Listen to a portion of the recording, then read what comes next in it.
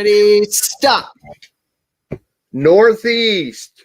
All right. Let's see, what do we have on Northeast? All right, so we have the Constitution. Prove something to God. In other words, talk about God or talk about something and prove it to God. Prove it to us. Marriage is the #1 cause of divorce is another topic. Or ask a question, get an answer to something else. Have you ever talked to somebody and asked them a question and got an answer to something else? We could talk about that. What would you like to talk about, John? Oh my goodness. Well, you know what? You got me on this Constitution mode this morning. All right, that's fine. That's good. We can keep going on that. You got it. How interesting, boy. The Lord knows how to lead us. That's amazing, man. That's pretty cool that landed on that. I like it. I love it. All right. So you get to actually lead in this if you'd like to. Your thoughts on Constitution, and we can discuss that. Take it any direction that you'd like to take it.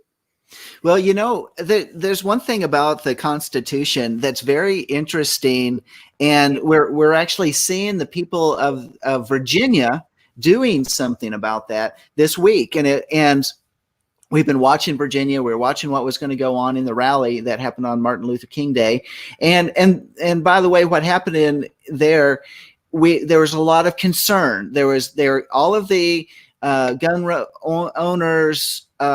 Not all, but a lot of gun owners in the state of Virginia gathered on Monday to say, we believe what you're doing, Governor Northam, that and state and House legislators, what you're doing is unconstitutional.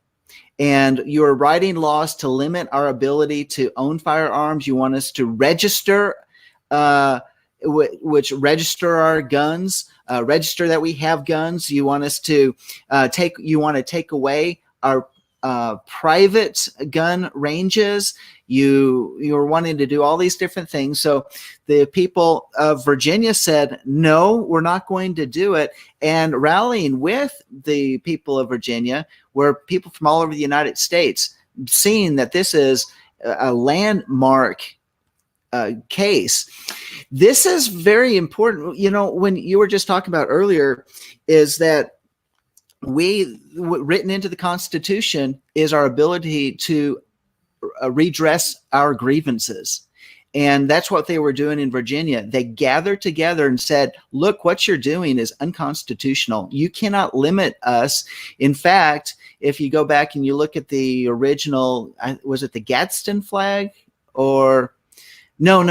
It was the flag that says, come and take it. And on it is a cannon. And back in the Revolutionary War, this was one of the big deals. The whole reason that Paul Revere was riding on that midnight ride was saying that the redcoats are coming, is because they were not coming to say, hey, we're going to come gather your taxes. We're going to increase taxes. No, what they were saying is that we're coming door to door to take your guns because you're a threat to the empire. And I say the empire because that's what it is. It was an evil empire of the king. It was tyranny, and he was warning people to hide. There it is, hide their guns. But the point of the matter is the cannon was meant for military operations. That was the weapon to fight against the weapons of the British. The point is that those were privately held.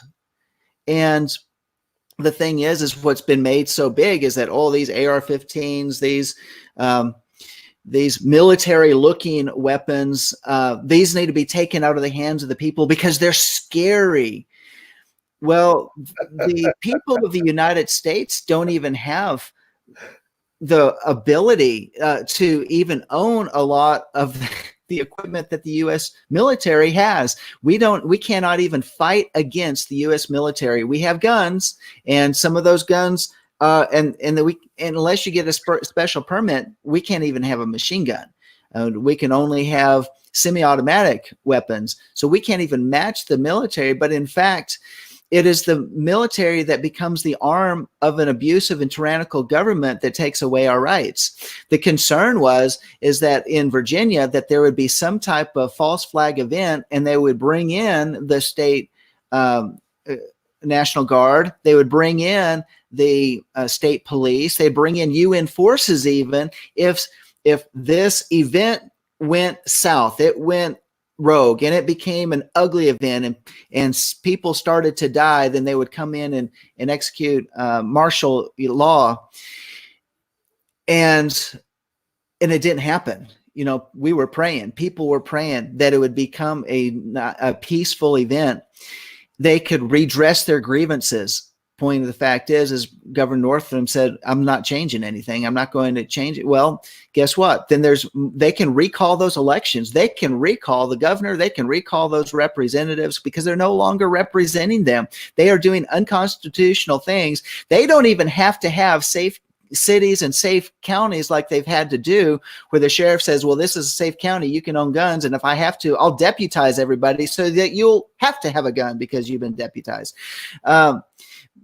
They shouldn't even have to do that, because the point is in the Constitution that if a law is passed by its sheer nature is contrary to these articles in the Constitution, they are in fact illegal and do not have to be followed. But the sad thing is that we have to fight for those rights, and we may even have to take it to the streets in order to enforce those rights, because if it's an unlawful law, then we have the right to take it. The fact that they would try to enforce unlawful laws. In fact, I heard one guy that was a highway patrol from Virginia got on the Alex Jones show and said, look, it's unlawful. What they're doing is unlawful. But guess what? If the governor says that I have to do a roadblock and somebody has a gun, I'm going to take your gun. And he said, and I'm going to send you in jail because it becomes a felony and you're going to be arrested. Now, people, you need to wake up and realize this is what I'm going to do, because that's what I'm going to be required to do. The fact that he would even say that. Now, was he for the law? No, he was anti that law, but he's not going to lose his job. He's not going to stand on behalf of the Constitution. He's not going to defy an illegal order. And that's sad. And that is a huge risk. The point that law enforcers will actually speak against the Constitution and not enforce the Constitution over these illegal laws is a sad reality of today. Let me ask you a quick question. And I know in my question's already the answer, but isn't it even more sad that these people trying to change this or add these things in there should already know that that's against the law to try to change this or to try to add to it, trying to make you register, trying to, add all these different things and even make them law when it's against the law to do that based on the Constitution in the first place.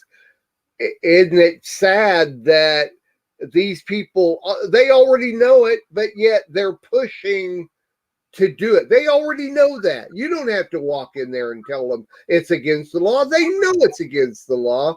But if they can get somebody in authority like the governor or whoever to ratify to do something different, then they're going to push it to try to get that done. But what's wrong in my eyes is the fact that they already know it. Yeah, I agree.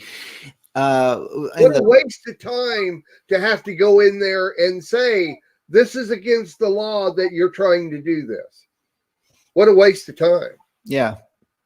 Well, and I really believe that Virginia was a test case, and I think that they're still going to push it. They're going to see how far will the people of Virginia allow this to continue, because they set up fences and all that sort of thing there in Virginia to corral and contain the people, and they had these no gun zone, no gun zones where they could keep people away from the government buildings and that type of thing.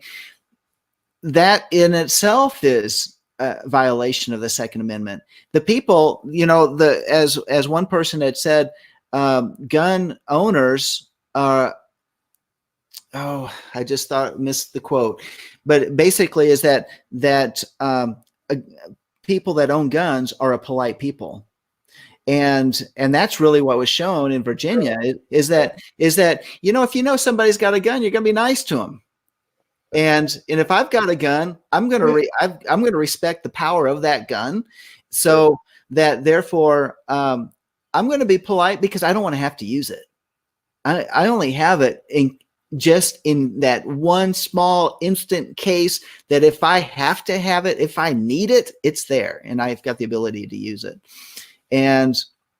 But Kamala Harris, who was running for president, had come out and said, look, if the laws are not passed to take away gun rights, then in 30 days, when I'm president, then I am going to do it by executive order.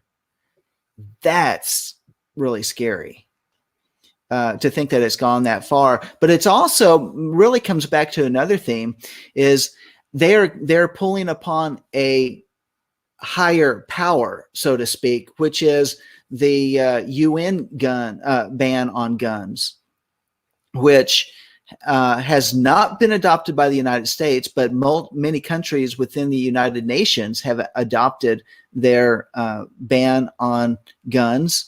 And they want to appeal to that, saying that's what a sane country, a civilized country will ban weapons. And of course, that's a violation of the Second Amendment. But, let's take it to the next step, because if we want to tie it in, is that in one way to look at the scriptures and you look at even the Torah, the first 5 books of the Bible, that is the constitution of the kingdom that we're part of.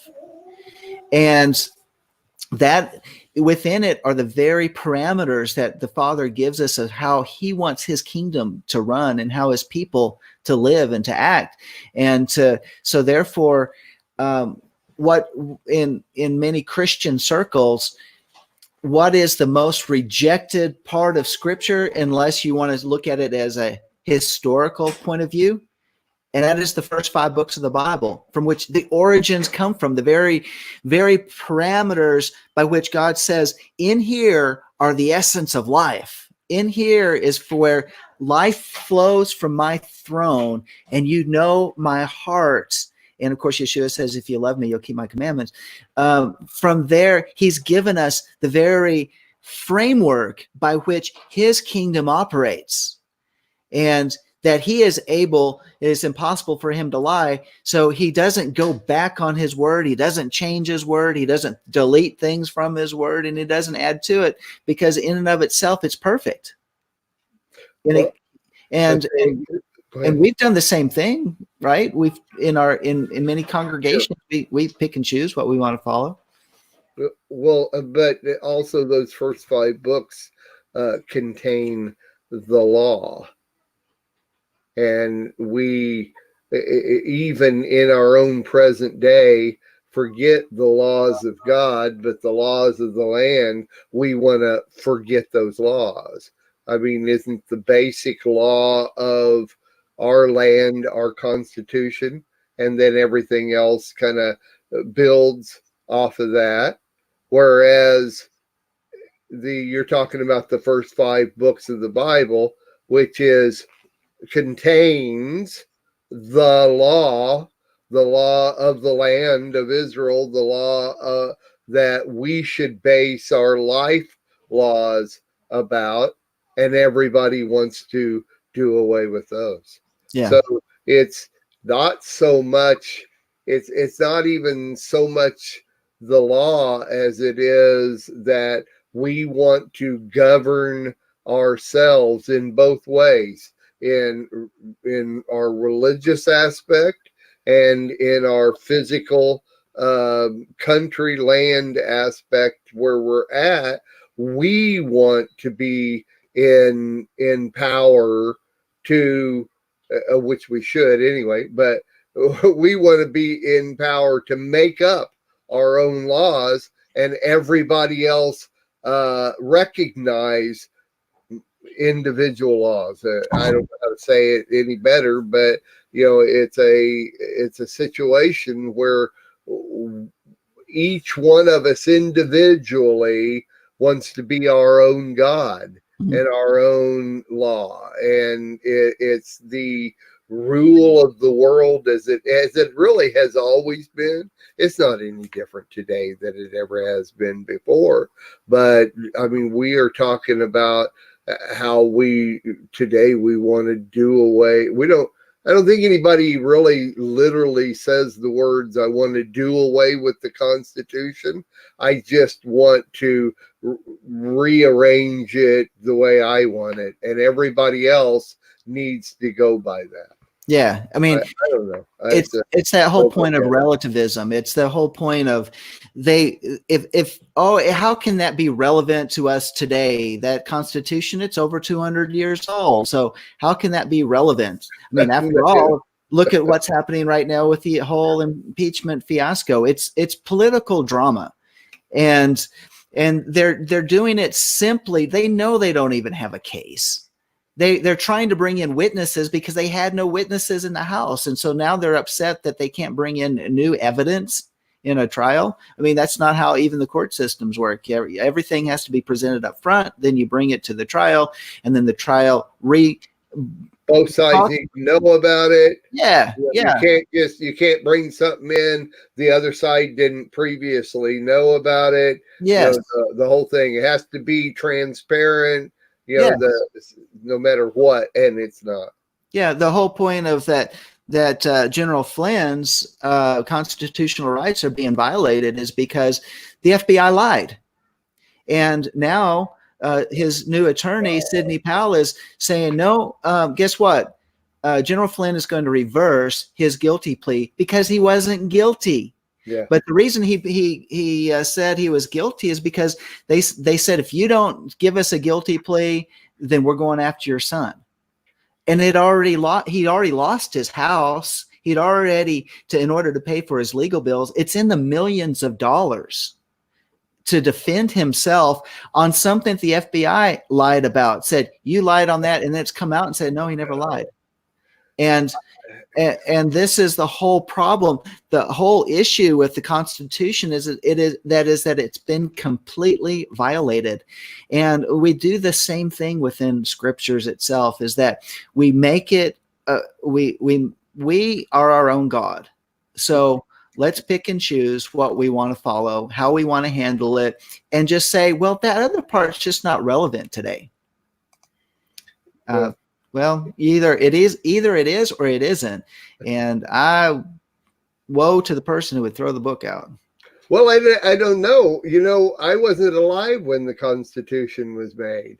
I became alive. And same thing with the laws of God. I mean, if I wanted to battle this whole subject here, is that I mean, the laws of God were instituted, up on some mountain, 5,000 years ago, give or take. And the Constitution was, made 100 years ago, give or take, and 200, 300, 400 years ago, give or take, somewhere around in there. And I wasn't alive then. So, I'm not so sure that I should have to go by that. I'm alive today, and so can't we make it all apply for today?